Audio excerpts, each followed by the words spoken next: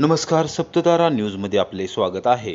आज बुधवार दिनांक 6 डिसेंबर 2023. न्यूज बुलेटिनमध्ये जाणून घेऊया आजच्या ठळक घडामोडी. कोल्हापूर गोंदिया महाराष्ट्र एक्सप्रेस 12 डिसेंबरपर्यंत नागपूरपर्यंतच धावणार.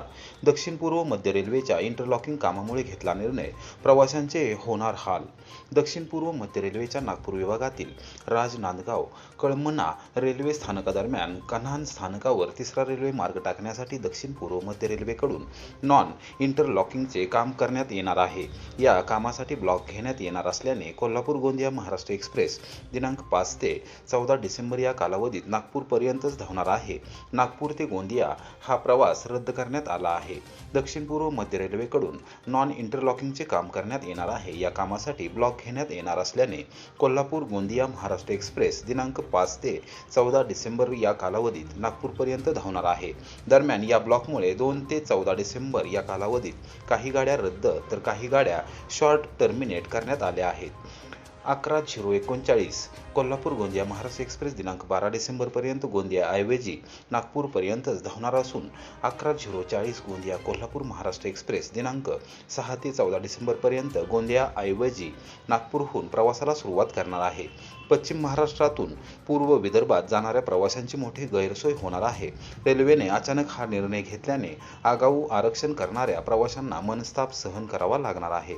नागपूर ते गोंदिया या दरम्यान प्रवासासाठी एसटी महामंडळ अथवा खासगी प्रवासी वाहनांचा आधार घ्यावा लागणार आहे. कुमठे गावात पाणी टंचाई निवारणासाठी लोकनियुक्त सरपंचांचा पुढाकार, स्वखर्चातून घेतली कूपनलिका, ग्रामस्थांमध्ये समाधानाचे वातावरण. कुमठे तालुका कोरेगाव येथे पाणी टंचाई जाणवू लागली असून स्थानिक ग्रामस्थांचे हाल होऊ नये यासाठी लोकनियुक्त सरपंच संतोष चव्हाण यांनी बुधवारी स्वखर्चातून गावातील भैरवनाथ वार्ड व ज्योतिर्लिंग वार्ड या दोन्ही वार्डला जोडणाऱ्या रस्त्यावर स्वखर्चातून कूपनलिका घेतली आहे. टंचाई सदृश्य परिस्थितीमध्ये पाणी उपलब्ध झाल्याने ग्रामस्थांनी समाधान व्यक्त केले. लोकनियुक्त सरपंच संतोष चव्हाण, ज्येष्ठ नेते हनुमंतराव दादा जगदाळे, हनुमान जगदाळे, सुधीर जगदाळे, संतोष जाधव, सोमनाथ जगदाळे, तुकाराम जगदाळे, नारायण जाधव, अशोक गुरव, राजेंद्र जगदाळे, धोंडीराम शिंदे व वासुदेव जाधव यांच्यासह प्रमुख पदाधिकारी व कार्यकर्त्यांच्या उपस्थितीमध्ये श्रीफळ वाढवून कूपनलिका घेण्यास सुरुवात करण्यात आली. आमदार महेश शिंदे यांच्या नेतृत्वाखाली कुमठे परिसराचा विकास करण्यासाठी कटिबद्ध असून ग्रामस्थांना येणाऱ्या अडीअडचणी सोडविण्यासाठी विशेष प्रयत्न केले जात आहेत. कुमठे गावाला पाणी टंचाई भासू नये यासाठी प्रयत्न केले जाणार असल्याचे लोकनियुक्त सरपंच संतोष चव्हाण यांनी सांगितले. आंबोडे समत वाघोली येथील श्रीराम चौकात भरणारा आठवडा बाजार हा बनवडी दुधनवाडी रस्त्यावर केला स्थलांतरित. गुरुवारचे रास्ता रोको आंदोलन स्थगित. रमेश उबाळे यांची माहिती.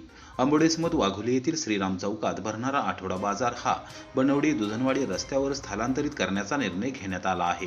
वाढते अपघात लक्षात घेऊन प्रशासनाने हा तात्काळ निर्णय घेतल्याने गुरुवार दिनांक 7 डिसेंबर रोजी आंबोडे समत वाघोली येथील श्रीराम चौकात करण्यात येणारे रास्ता रोको आंदोलन रद्द करण्यात आले आहे, अशी माहिती राष्ट्रवादी काँग्रेस पक्षाचे सामाजिक न्याय विभागाचे जिल्हाध्यक्ष रमेश उबाळे यांनी दिली. आंबोडे समत वाघोली येथील श्रीराम चौकामध्ये गेले काही दिवसांपूर्वी मालट्रक आणि टाटा सफारी जीप यांचा अपघात होऊन कोरेगावातील बाजार करू व्यापारी कुटुंबातील दोघेजण गंभीर जखमी झाले होते. हा आठवडा बाजार स्थानिक ग्रामस्थ आणि वाहनधारकांसाठी धोकादायक बनला होता. दर आठवड्याला छोटे मोठे अपघात होत होते. आठवडा बाजारात स्थलांतरित करावा या मागणीसाठी अनेकांनी प्रयत्न केला, मात्र त्याकडे दुर्लक्ष करण्यात आले होते. या संदर्भात आपण निवासी उपजिल्हाधिकारी नागेश पाटील व कोरेगावचे प्रांताधिकारी अभिजित नाईक यांची भेट घेऊन निवेदन सादर केले व वस्तुस्थिती त्यांच्या निदर्शनास आणून दिली.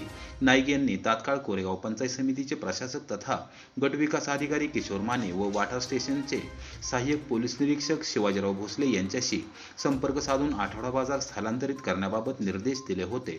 त्यानुसार प्रशासकीय यंत्रणेने तात्काळ यंत्रणा गतिमान करत गुरुवार दिनांक 7 डिसेंबर रोजी डिसेंबरपासून आठवडा बाजार हा दुधनवाडी बनवडी रस्त्यावर स्थलांतरित करण्याचा निर्णय घेतला. पळशी रस्त्याचे काम झाल्यानंतर बाजार हा पळशी रस्त्यावर बसवण्याबाबत निर्णय घेण्यात आला.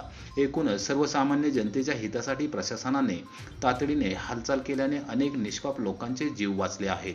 त्यामुळे गुरुवारचे रास्ता रोको आंदोलन रद्द करण्यात आले असल्याचे रमेश उबाळे यांनी पत्रकारांशी बोलताना सांगितले. आम्ही परवा आदरणीय SP साहेबांना भेटलो, RDC पाटील साहेब आहेत त्यांना भेटलो, आज कोरेगावचे आपले प्रांत आहेत प्रांत साहेबांना भेटलो. सगळ्या जणांनी सामाजिक प्रश्न असल्यामुळे पॉझिटिव्हली सांगितलं की आम्ही त्वरित हा बाजार इथून स्थलांतरित करू आणि कोणत्याही लोकाच्या जीवितास धोका होणार नाही याची आम्ही खबरदारी घेऊ.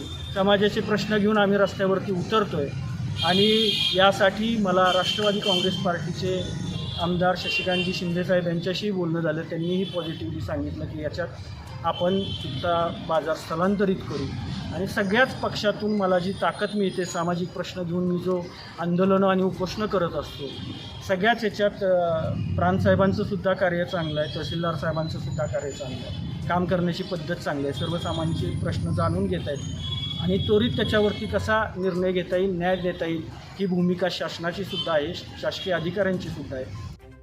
रेल्वे मार्ग दुहेरीकरणाच्या लढ्यात कोरेगाव तालुक्यातील भूमिपुत्राची महत्त्वपूर्ण भूमिका केंद्रीय रेल्वे राज्यमंत्र्यांनी टाकली कौतुकाची थाप.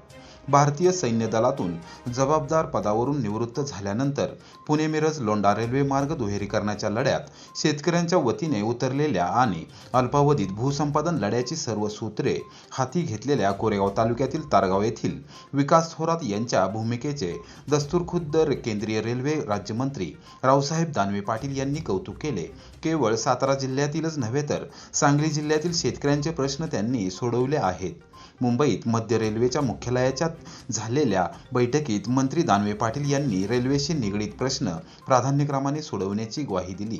सातारा जिल्ह्यातील रेल्वे भूसंपादनाचे प्रश्न मार्गी लावल्यानंतर सांगली जिल्ह्यात पलूस तालुक्यातील वसगडे यांनी शेतकऱ्यांनी आक्रमक भूमिका घेतली होती.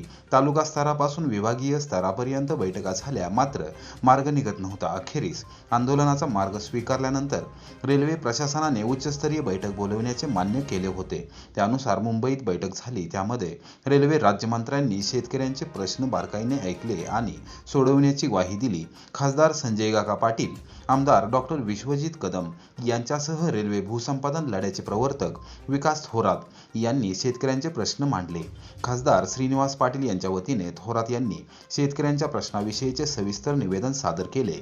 या निवेदनाची दखल मंत्री दानवे यांनी घेतली. महाव्यवस्थापक नरेश ललवानी, पुणे विभागीय व्यवस्थापक इंदुराणी दुबे, मुख्य अभियंता सुरेश पाखरे, पुणे विभागीय आयुक्त सौरव राव, सांगलीचे जिल्हाधिकारी डॉक्टर राजा दयानिधी यांनी प्रशासनाने घेतलेल्या निर्णयांची माहिती दिली.